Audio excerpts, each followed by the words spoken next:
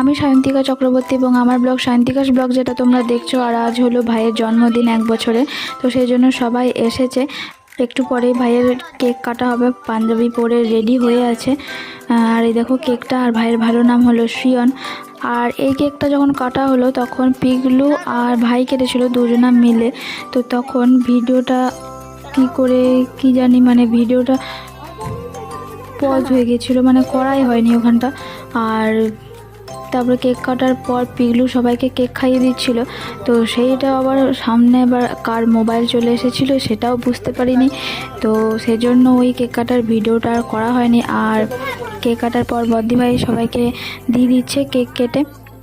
আর একটা কেক এনেছিলো যেটা হচ্ছে নিরামিষ কেক, মানে বাবা তো নিরামিষ খায়, তো সেই জন্য বাবার জন্য আলাদা ওটাই আর কি ঠাকুরকে দেওয়া হয়েছিল।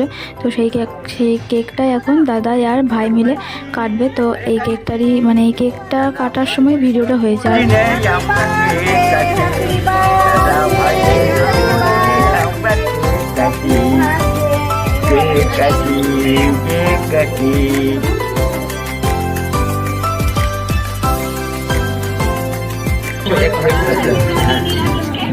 আর এরপর বাবা সবাইকে খাইয়ে দিচ্ছে কেকটা একটু একটু করে। আর দেখো কেক নিয়ে দাদাইকে খাইয়েও দিল, আবার মাখিয়েও দিল।